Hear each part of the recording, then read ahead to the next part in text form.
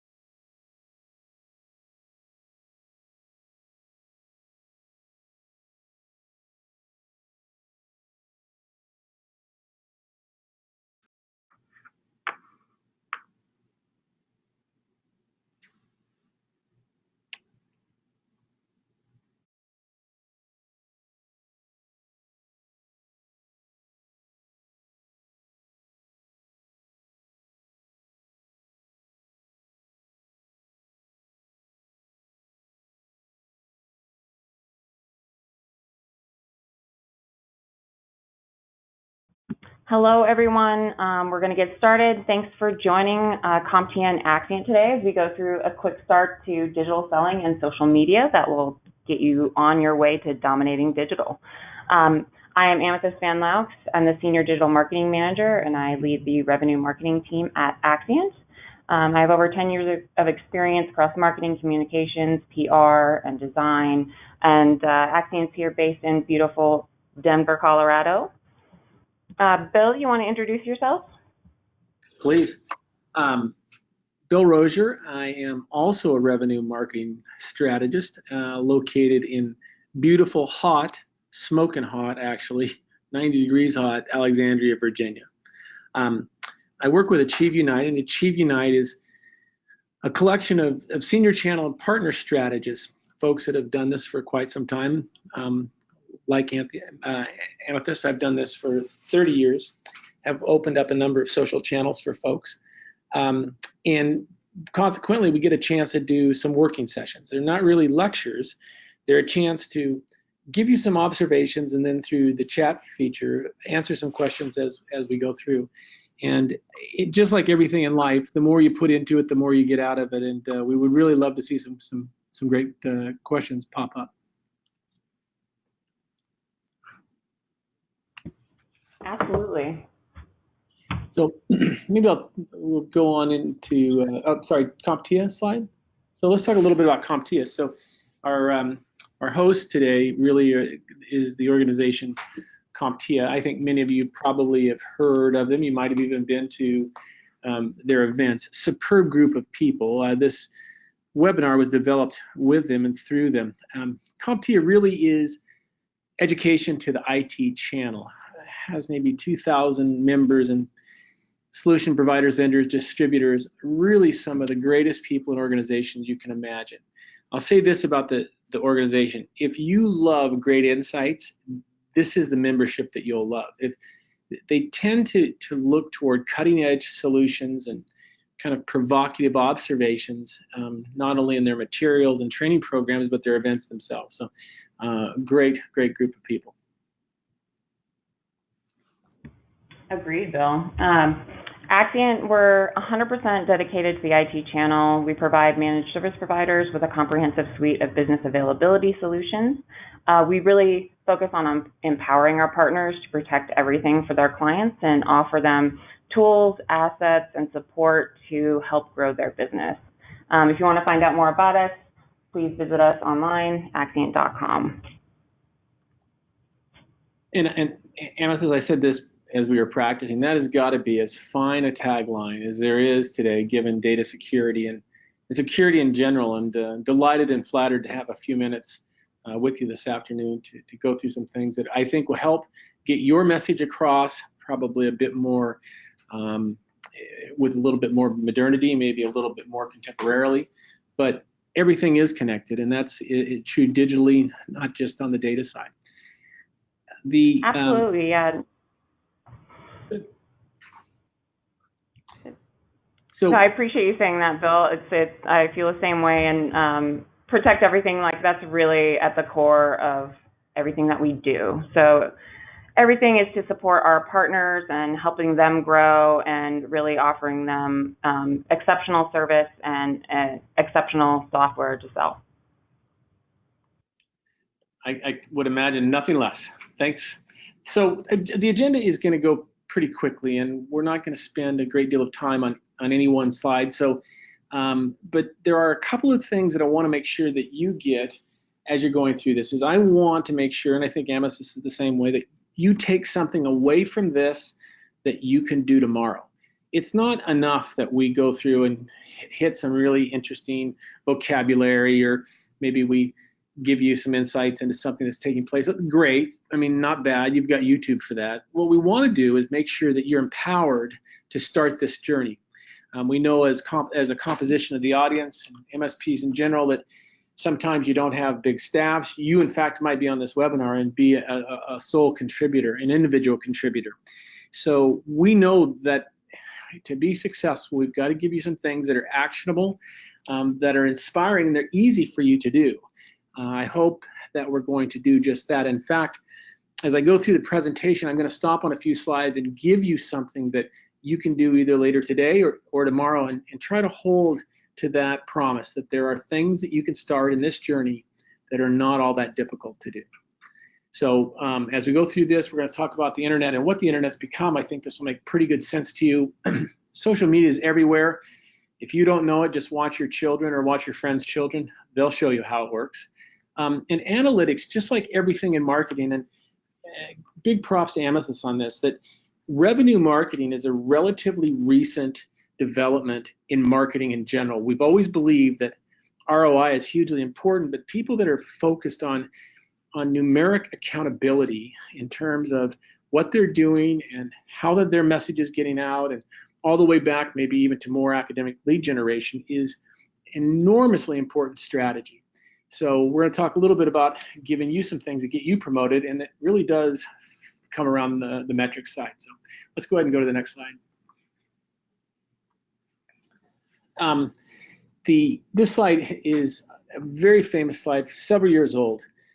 And what has happened is it created a tremendous amount of disruption that today just seems simple, that of course this is what happened. And what this slide said several years ago is, dear sales teams, it's not about cold calls anymore. Dear marketing teams, it's all about online presence. Worse, your customers or your prospects are spending more time in discovery online than you would ever spend time talking to them. And in many, many cases, they've already have a consideration set or a short list created. So how you did on your digital report card, think website, community, social, Instagram, go through the list. However you however well you executed that might well have been the reason you did or did not make that consideration set. And it changes everything, and for the next few slides is everything that we talk about comes from this very observation.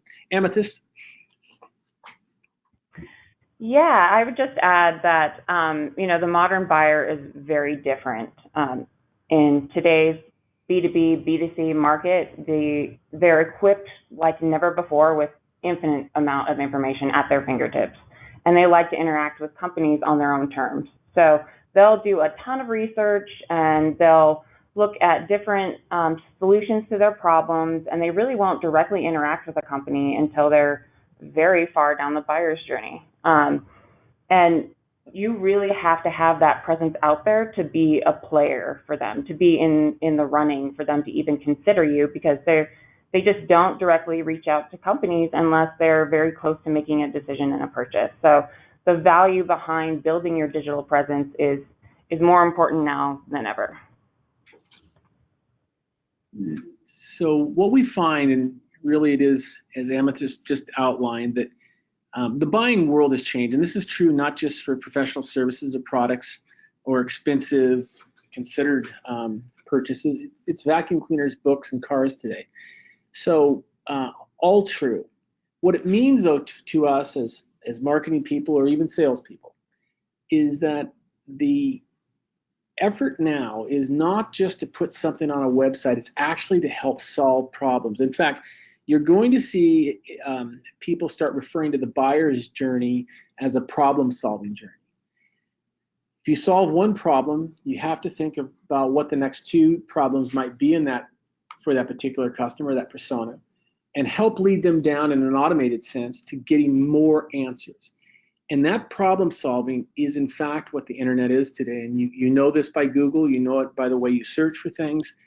It's no longer just a static distribution mechanism for old school PR releases. It's an interaction driven by customers at their speed, and they binge on it just like you binge on Netflix. Amethyst? Yeah, absolutely. And I would just add to that in the market today, you really need to use this digital presence not only to interact and engage, but to understand your prospects, understand their pain points, and be able to establish, a trusted relationship and put yourself out there as a thought leader who can resolve those pain points. Excellent. So we have three categories here. The first one is really going to be talking about the internet as an ants machine. I hope that you internalize it that way, because when you do, you write differently, you act differently, you think of your website and you think of everything online differently as if you're trying to answer questions. And it really does drive all your digital interactions.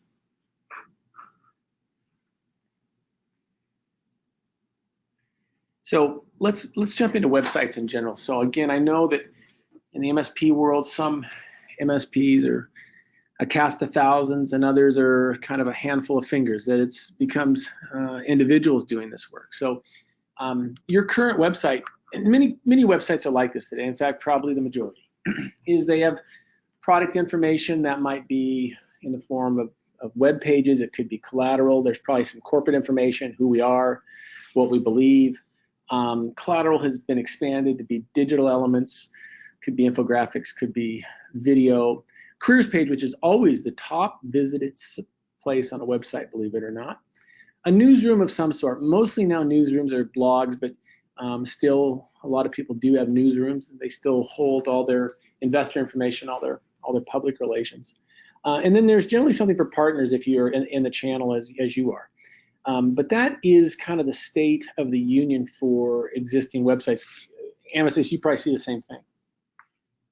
Yeah, absolutely. And, while a website is very static, it's not really an avenue for a two-way conversation. It is a way to really move buyers down the buyer's journey and get them to conversion points to talk to your company, to interact with your sales team, or, want more information about what you can offer and how you can solve their pain points. So it's very important that your website has those conversion points, and it's very easy to navigate, and it's very easy to find the information that your prospects are looking for. Absolutely true. In fact, I have a friend who builds really high-end websites. So he doesn't want to do one for less than $1 million if you're curious what high-end is. And he has a rule, and it's called the 3-5-2 rule. You have 3 seconds from the time someone clicks on either an ad or a return for a search and they hit your site. You have 3 seconds for them to believe that you can answer their question. They'll spend 5 more seconds scanning subheadlines and or offers, or a little bit more. That in the world now where you can scroll north to south, they'll scroll a couple of times. And if what you were saying is in fact what they're looking for, they'll invest 2 more minutes on that site to see if you equate to the kind of problem solving that they need. So it's exactly right, Amethyst.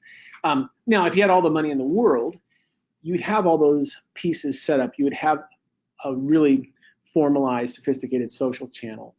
You'd be syndicating content, because nothing works better in terms of fishing for potential prospects than your content being driven to other websites. Developer community, if a software focus, can quite easily eclipse the visits to a regular website. Video is everything. People are looking at information today. They don't want to read anything. They're on mobile devices, so they can't read them in many cases, but they want to see 60 seconds or 90 seconds of a video that helps them go down that buyer's journey or that problem-solving journey. Webinars like you're on today, I'll tell you that in signals, webinar is probably the top signal that tells you that somebody's in a discovery process, and they probably are BANT qualified. They have budget and authority and a time frame. And webinars, when matched with titles, always tell you when you've got a potential suspect to become a prospect. Training certifications, truly important for a lot of the channel or for a lot of indirect folks. And then translations if you're global.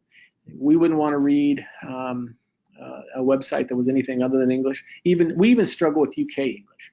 So translations are really, really important. Amethyst, I'm guessing you guys probably see it all. Yeah, for sure. And I just also want to add that there are a lot of avenues to kind of put fuel to your digital footprint, but don't feel overwhelmed. It's by no means you have to do all of these things, and it's nearly impossible to keep up with everything, all the new technology that's coming out around marketing and sales, and especially if you don't have a dedicated team. Just don't feel overwhelmed, and maybe pick one thing that you can really do well that will add value, and grow from there. Excellent observation. That focus will stop you from pulling your hair out to actually getting something done that's pretty productive. I couldn't agree more. So let's talk about this answer machine and how it works. Although I think everyone intrinsically knows how it works. In many cases, you're asking Alexa verbally, or you're asking Google on your phone verbally these questions of what, how, where, but they're driven as questions. And the idea is that with every one of those questions come engagement and conversion possibilities. If you're only going to do one thing, and I'm going to give you this example. I come from the telecom world, and this is going to sound funny, but it is absolutely true. The biggest pages that we have hit time in and time out were the ones that answered the simplest questions. What is DWDM, which is dense wave multiplexing? It's just how people look at particular fiber optics, or coherent networking, which is incredibly important, or even colorless ROADMs.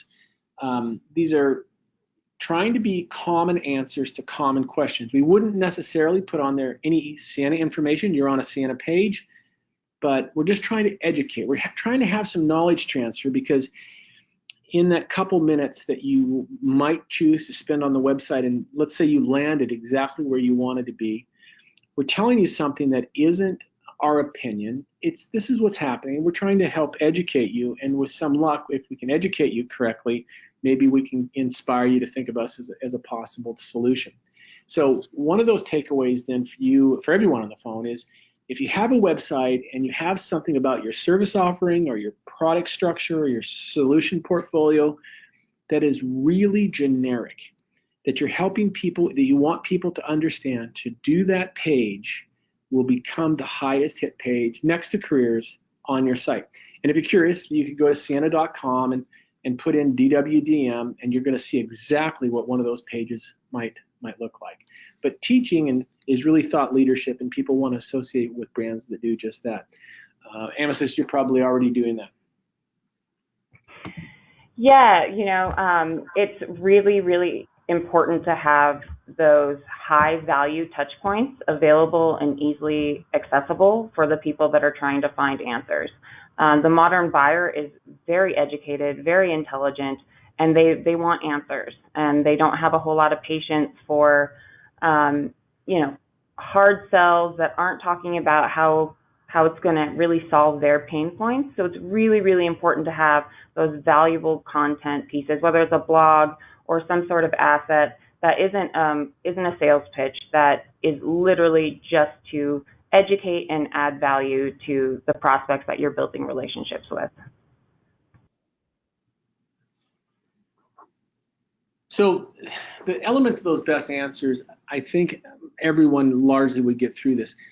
But oddly enough, it is a science project. It's not an art project. That much like social selling, digital selling or digital propositions online have a great deal of science in them, because they're surrounded by things that Google and other web entities need, SEO being one. You want to be able to hand off from a social read on Twitter back to your website. You want the next content that you want somebody to read in that string, in that binge, in that education process, to be available to them right there. It's nothing more than a pop-up button that says, would you be interested in X? It's you making a guess, but would you be interested in X? Also, you get a chance whenever you're on your website to serve for subscriptions, people that will give you, even in the beginning, just their name and email. Starts building a house file, as in Amethyst will tell you, is the most valuable file that you can have. You can't buy that kind of file on the market, in the marketplace. These are folks that have decided that you're creating value for them, and they won't mind you talking with them from a marketing standpoint. Also, you get a chance, if you're in the software world, for the transition to a community, and it's all about how you think about these routes to engagements and conversion. And you're not alone. And Amethyst said this a few slides ago. You're not alone. I'm talking to the folks out there that have 10 fingers now, and they're the only person doing this. CTIA, for instance, or many of your friends, or maybe you have agency relationships, can help you get through some of these building blocks that will get you into a position to be either better online or better in social selling. So the worst thing to have happen is to believe that you're in this all alone. And I know, Amethyst, you're not. Yeah, it's really, really important to have those kind of top of funnel, not big asks for information from the people that are coming and asking for more information or downloading something off of your website. A good rule of thumb is to only ask for as much information as the value in the piece that they're requesting. So if it's a really high value ebook that you've spent a ton of time putting together, you can ask for a little bit more information because they're getting a very high value piece. If they're just wanting to subscribe to your blog, I wouldn't ask for anything more than their email address, because it's really, they just want to be educated more, and they don't really want to give you too much information, because everyone has been burned. I know I have, by giving information to a company and having them use it to spam me or send me irrelevant content, and that's how you kind of ruin those relationship building blocks. That's how you kind of work against yourself. But if you just keep in mind that your customers are there to learn and get value from you, and really offer the best answer to their solution, and they will keep coming back, they'll tell their friends, and you'll really create a team of brand ambassadors that can do some marketing and selling for you. That's very authentic and trustworthy. So back to the beginning, when I said there's going to be 2 or 3 takeaways here that you can use later today or tomorrow, and really want you to be able to do this. This is the most fun one of the bunch. If you go to greater.com, and put your website in, it'll grade your website. It'll grade it for latency, mobility, links, and SEO, I believe. It's a cursory grade for sure, but it'll show you, it'll give you a place where the things you need to work on. It'll tell you how you match up with other sites that they see. And you can do this for the competitors too. If you're curious if you've always heard your competitors are better than you, put them in, see if it's true. But that's something, again, you can do it from an hour from now, you can do it tomorrow. Let's go to the next one. Kind of the last of the three things we're going to talk about. So the new world order of social media. It really isn't a new world order for the youngsters in our life. They've grown up on Snapchat and many of these apps. But as you get older in an organization, or you find folks that are just haven't grown up as digital natives or in that tribe, they become more reluctant to use it. You know these folks. So what we're going to do for the next few minutes is we're going to show you how easy it is, and I'm not suggesting that the AARP is on this webinar. I'm showing, but to show everyone how easy it is to engage in a social media presence. We're going to focus mostly on LinkedIn, but it doesn't mean we couldn't focus on something else. And begin that journey, because ultimately, as a marketer, you must be able to be good at this. It is the number one question generally you're asked in an interview. As a salesperson, if you do this, the numbers are in. You're 25% more likely to complete your quota or to lead your sales group. It is the channel of choice. So let's go ahead and go to the next slide.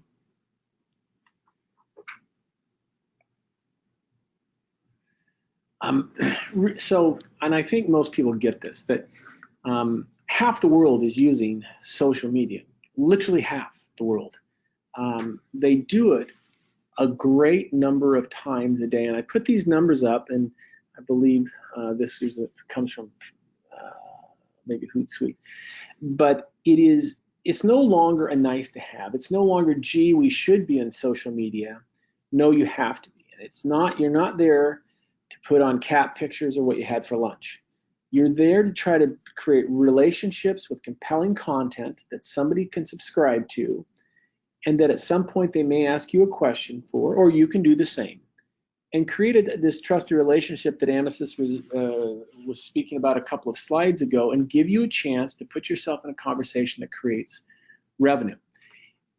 Here's the facts. We check our phone, and think about in your own mind what that number is going to be. This is 2018 mobile survey data that we check our phones 52 times a day on average. Those 52 times are not looking at the weather. They're largely working at social channels. How many times do you check your phone, Amethyst? Probably way more than 52. I think I have a real problem with technology. But that's just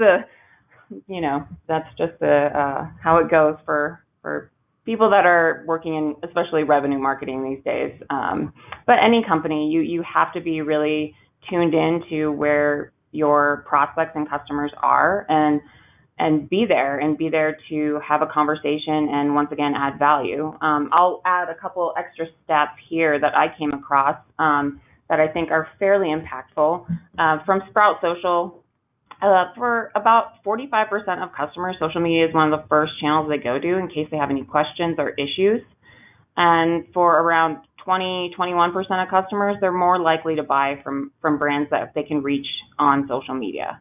It's a very, very conversational, low pressure, easy accessible way for your customers to talk to you, bring up concerns, or even champion for your brand.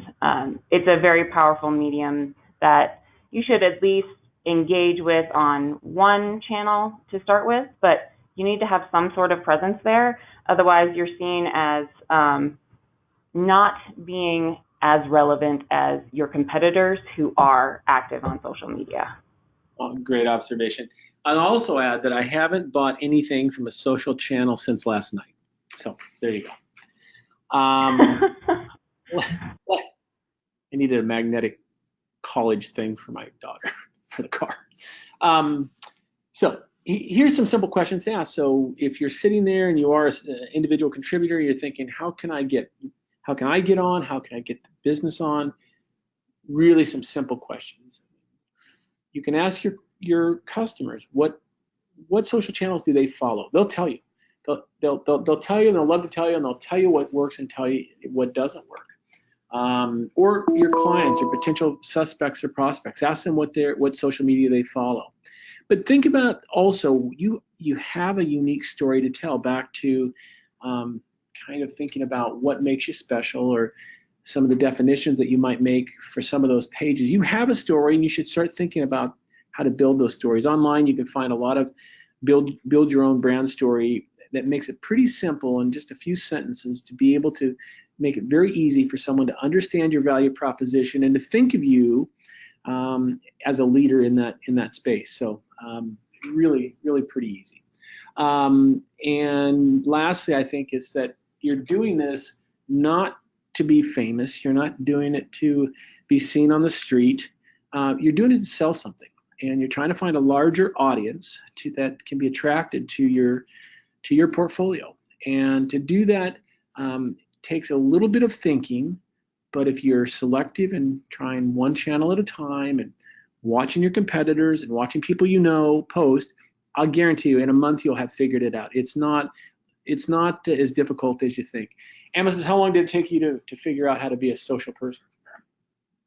Well, I was fortunate enough to have social media pop up fairly early on in, just me going to school, talking with friends, doing projects, and it became second nature, because that was the easiest avenue to have conversations or connect with people, and it's now just ingrained in everyone's daily activities. So, on this slide, I just wanted to add like a few things here. Don't get overwhelmed by thinking how much you have to do. Like, you can just start by sharing some content or articles or promotions, and the content and articles don't necessarily have to be yours. If they are, awesome. But a lot of times, especially smaller businesses, don't have the time to put together really comprehensive content like every day, or a couple times a week, or what have you. But just being a point person, a resource for thought leadership and education, no matter if it's yours or not, will once again just reinforce and build relationships. And I would just add also, be sure to just ask your happiest customers to leave reviews on social. Reviews can go so far, and it's really nothing extra that you have to do. And it's empowering your clients, who you work really hard at fostering a really trustworthy relationship. They'll become like your sales and marketing arm. Have them leave those reviews after you've just closed the sale, or after you've really helped them and came through for them in a distressing time for their company, and have them be your loudest advocate, because it's a very, very authentic, trustworthy way for you to reach prospects, because they're going to be much more inclined to trust words from your customers than words from you. Just because we've all been hit by so many ads and brands not being honest, that we want to hear real people and real experiences and relate that to what we need, what our pain points are. So just keep that in mind. Little things like asking your customers to leave reviews can really, really accelerate your digital presence. Fantastic. It goes back to what people say about you is more important than what you say about yourself, and social media most definitely true. On this slide, we're just going to look at the don'ts, really. I mean, I think we've talked about the do's enough. I think it's quite a bit of common sense, but maybe not so common is what not to do.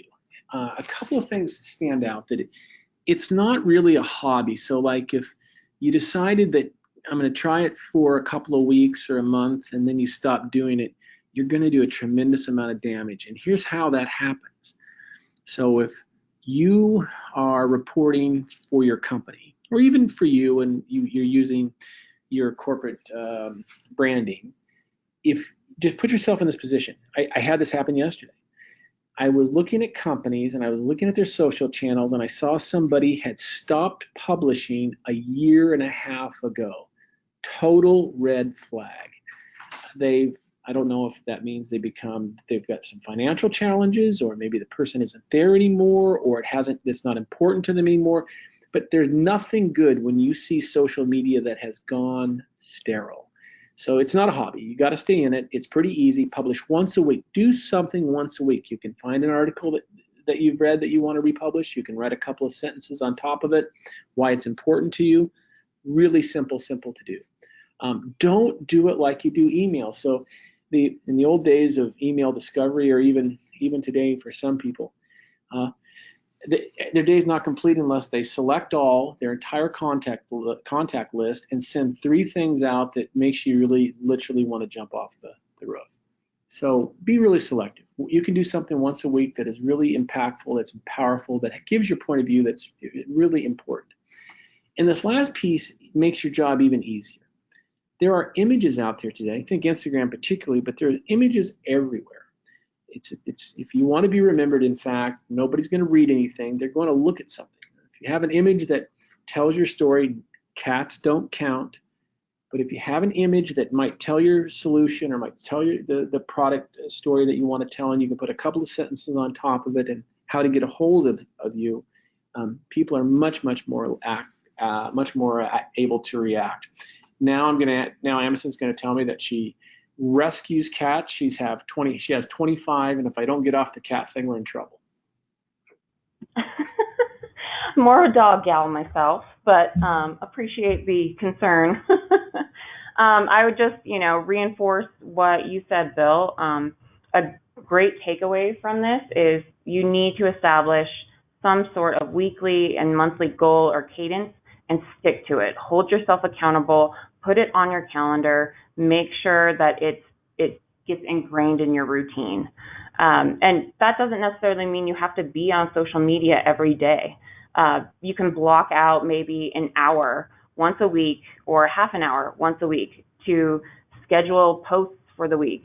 And there's a lot of free tools out there that will allow you to put together your content and schedule it to go out. And you don't have to worry about sitting in front of your computer every day and somehow coming up with new content to go out every single day. Maybe you don't post every day, maybe it's every other day, maybe it's 3 times a week. Just find your sweet spot to get started, and you'll find a good rhythm, a good cadence, and you'll be able to, get a real feel for the type of engagement that your customers want as well, which will help you bring in more customers. You'll understand what their day-to-day challenges are, like what kind of content are they looking for, how can you educate them better. So I'll just lean into the second bullet point under do's. Focus on being social, not doing social. It's actually is a conversation. Think about it as you're sitting across the table from someone having a conversation. Come across as a human being that is emotive and really cares about the pain points that your prospects and customers are experiencing. But you do have to start with holding yourself accountable with that regular cadence and having it ingrained in your routine. Awesome. Great take. So this slide really, we're going to spend just a second on it. This is meant for the people in the audience that need to convince their boss that this isn't a fad. It's not some silly trend. It's important. An MAU is monthly active users. LinkedIn, most important for most marketers and most salespeople. But these are not small numbers. Remember that in the United States, there's roughly 360 million people. So of all ages. These are big numbers. It is a global marketing delivery channel or sales channel, and it's one not to be ignored. Same for you? Yeah, absolutely. And I think those numbers are from 2017 in the digital realm. Things change and move so fast. So I'm sure those numbers for 2019 are exponentially more. Yeah, truly. Next slide is just kind of a reinforcement that social media is a must for business. It's not a nice to have. It's not a hobby. You really have to do something there, and it's easy to start. And I know that many of us, not just on the webinar itself, but the collection of your friends and professionals. All of us have started doing it at some point, and it really does make a difference, and it's relatively easy to do. Easy, right, Amethyst? No problems. Yeah, totally. Yeah, and I mean, it is a necessity. And once again, to reiterate, it's not that you have to be on every single social platform. Understand where your customers are and start with just one. Start with Facebook if that's where the majority of your customers are. Start with LinkedIn if that's where they go to find what they need. And you can start a conversation. So this next slide is really a reference to some things that Amethyst and I said a few slides ago, that look, the people that are using this, sales teams that are using this, are beating their quota by almost 25%. It is because it's an advantage. It's a leverage point. It does those things that Amethyst was saying, that it creates an authentic relationship without ever touching a phone. Cold calls are dead. Responding to a social inquiry are not. So really important, and if you need a slide to take to your boss, this one's it. Amethyst, you probably already have this slide. Yeah, I would just reiterate what you said, Bill. Like, social's there to build trust, add value, and can really be a viable lead gen avenue for highly qualified prospects. Exactly. And we're a little bit kind of going forward and back a little bit on these slides, but as Amethyst said, look, find a strategic audience. Do that by asking your customers, asking your friends, asking your prospects. They'll tell you where to go. If you wanted to measure one against the other and do identical posts and see which one has better traction, pretty easy to do. Remember, you're not having to do two separate posts. Twitter is going to keep you to 280 characters, but you can use two and see which one does better. And your goals have got to be very low. And I'm going to give you a couple of points as we get a little further down, that when we started, or I've started, that some of these are very low performance. And it's only because you're getting started. You need to give yourself time for some momentum. And I'll give you a snapshot of that.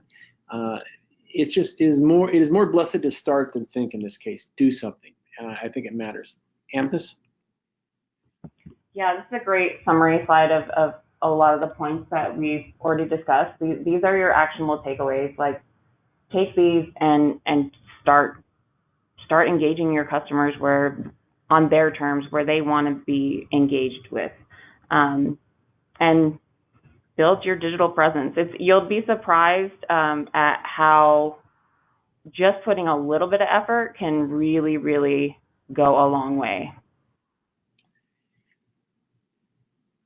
So on this next slide, these are just a little bit of a dissection of each of these social channels for you if you didn't have a lot of insight into them, although I believe you probably could guess some of this. Blog's most important because it's on your site. You can build it for SEO. It's crawled by Google. You get to be an author or a contributor. There's a lot of great reasons to do it. It's more complicated because you need to have a place on your website to be able to do it. It kind of forces you into some more heavy thinking, maybe heavy lifting. But this one is not to be forgotten. At some point, if you get good enough at this, you have to be on a blog, a corporate blog that allows your executives, your sales teams, your HR teams, your marketers to do things on there, because for whatever reason, and we all belong to a great number of blogs, it just seems to be the knowledge transfer tool of choice. Amethyst? Yeah, I just have a little bit of a stat here from the Content Marketing Institute. Content marketing generates over 3 times as many leads as outbound marketing efforts and costs 65% less. I'm sure everyone's heard the term content is king. There's a reason. You are the expert in your field. Those are the conversations you're having with prospects and customers, like why they should work with you. You are an expert. Just start blogging about some of those things that you know like the back of your hand.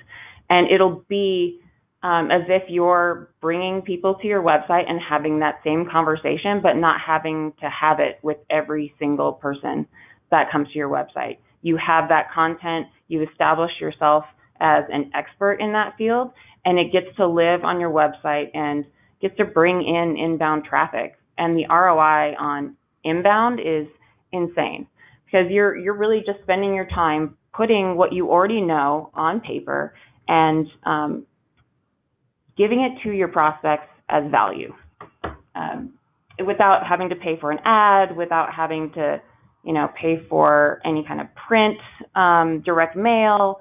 This is something that's really, really value add, doesn't cost hardly anything, and will bring highly, highly qualified inbound leads. Couldn't agree more. We're going to fly through these a little bit quicker because I know we've got some time issues. So I just want to make sure that we get through. I mean, look, if you're going to start one place and you don't feel as though you want to write a blog or you're prepared for that, putting up a profile in LinkedIn and finding articles and sharing them is the most simple thing in the world. And the more that you do it, the easier it becomes. You also get the chance to join groups. There's groups out there for your professional considerations or your sport considerations, or even some of your hobbies or fundraisers or things that are close to your heart. They're all there, and it gives you a chance to interact digitally, and you just find how easy it is to ask a question. Conversely, you're going to get to a point where people will ask you. You like LinkedIn, Amesis? I love LinkedIn. It's a great platform to reach professionals and connect with them on a human level. You're not connecting with the company as a whole, you're connecting with individuals at the company. And I'll just say this is a great avenue also if you do get started in blogging and creating content. If you write a really high value blog piece, also post it directly on LinkedIn as an article.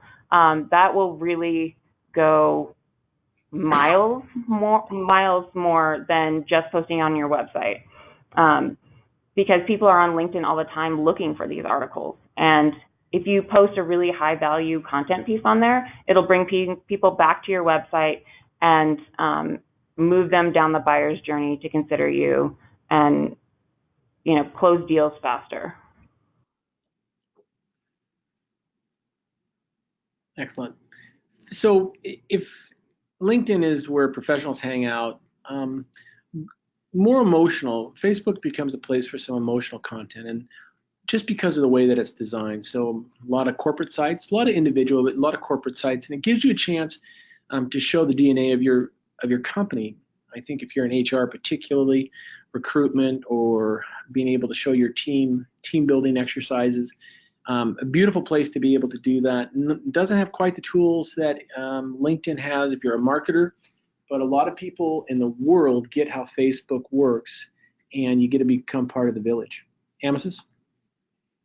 Yeah, Facebook's pretty much the largest used social media platform. So, I mean, your customers are there. It's much more like conversational, less professional focused platform. So you're able to be much more of that social, like emotive storytelling connection. Exactly. So Twitter, probably diametrically opposed to Facebook. It's 280 characters. It's largely news or announcements. It's really fast. It's where a lot of people actually pick up their information for the day. A lot of press and media are there, both consuming as well as producing, and that's where all the influencer strategies exist. Not a lot of photography, mostly text, but it is all about speed. But conversely, pretty simple to do, just because you are so wrapped down into those 280 characters and telling a very short story. Amesis, can you tell short stories? No problem. Yeah, I actually really, really love Twitter. Twitter arms you to be able to tag people, use hashtags, join in conversations really, really easily. So highly recommend just jumping on Twitter, getting a feel for it. And it's like Bill said, it's an easy one to engage on, because you are limited in characters, and people often will push several tweets out per day. And it's a great tool to quickly engage and offer value in a very short character limit. All true. I think, Emesis, I thought you might have had a slide before this one, or is it after? Well, Instagram. Let's talk a little bit about Instagram. I actually think Instagram is much more about the future than it is about this where we are now, because it is all visually oriented.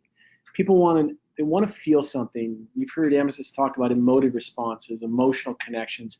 It actually aids in how somebody remembers something. If you can hit an emotional note, much more likely they can recall you.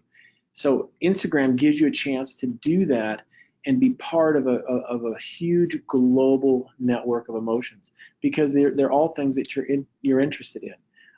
It just is a sense also for culture that you get a chance to, if you were using it as a corporate vehicle, to show the humanity, to show how the composition of the groups throughout the world, throughout the country, wherever you're at, interact. It's pretty cool, and I just think it's the most emotional of the bunch. Amethyst?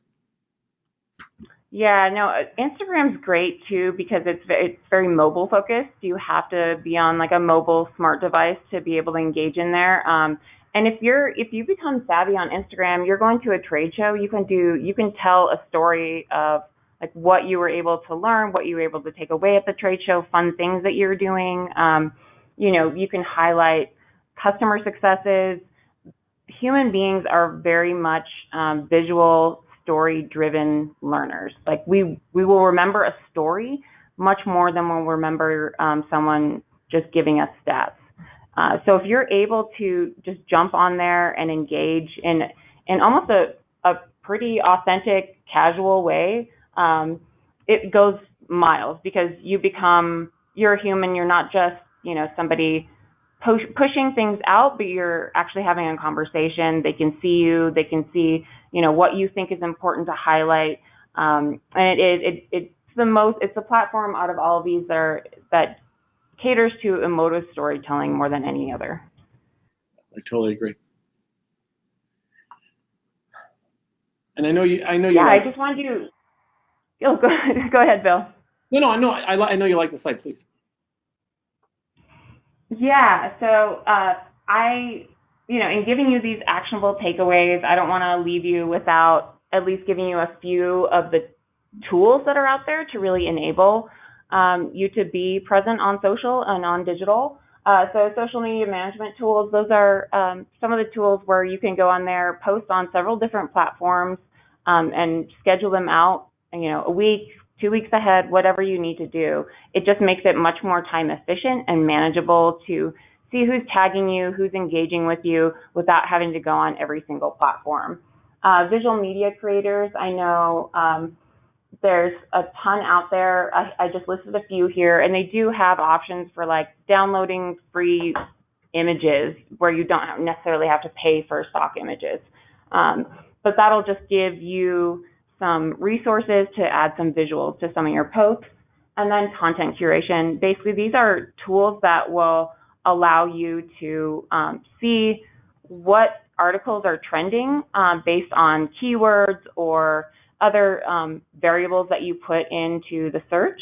And you'll be able to find high value content to share on your social platforms fairly easily. So these are just some tools that will really enable your growth and help you be efficient and scalable in engaging in the digital realm.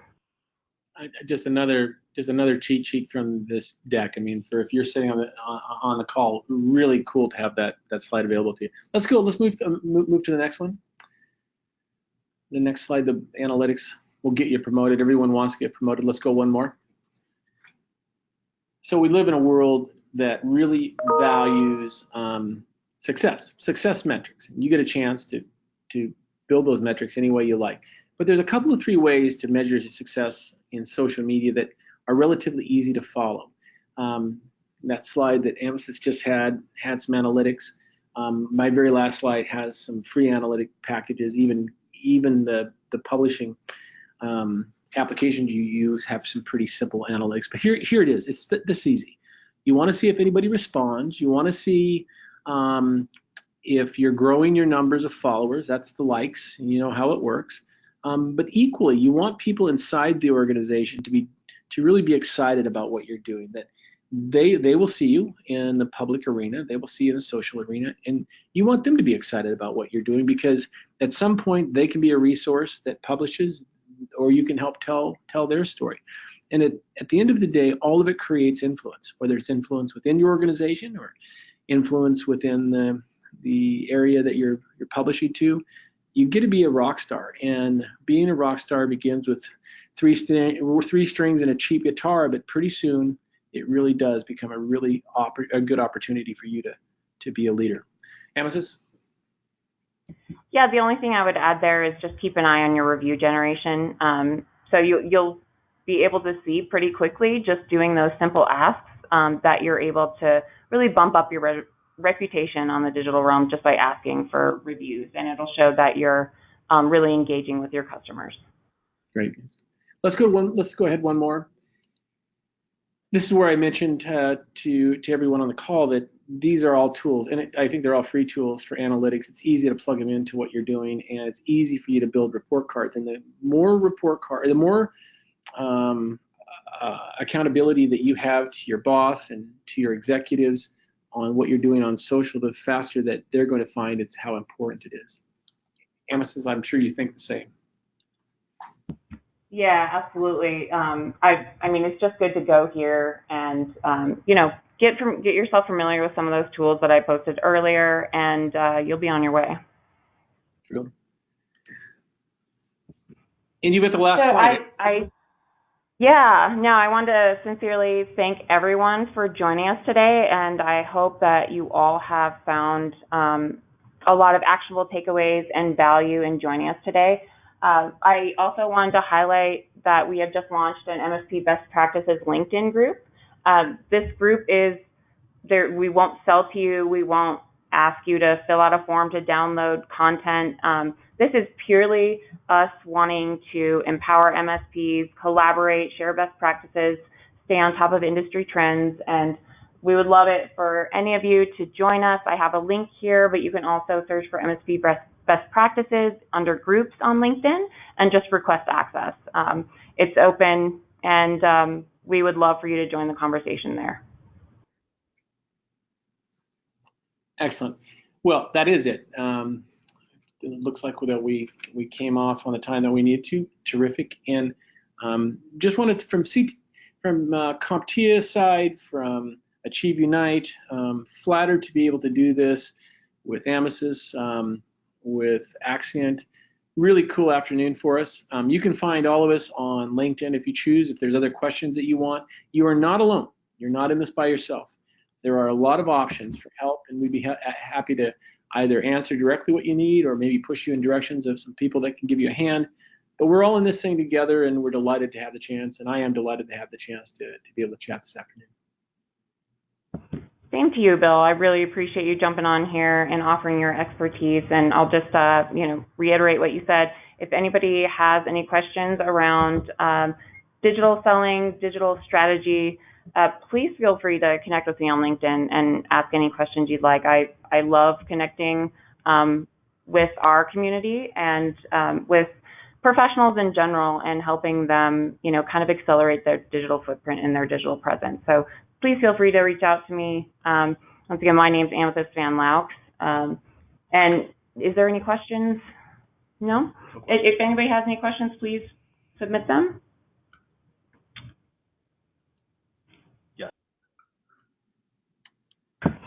Yeah, so we have a question asking if we can have a copy of this webinar. Yes, we're going to send a follow-up email to everybody who registered and attended with a recording and also a link to that LinkedIn group so that you won't have to go out and search. It'll actually just come into your inbox. So we'll send those tools over to you after the webinar.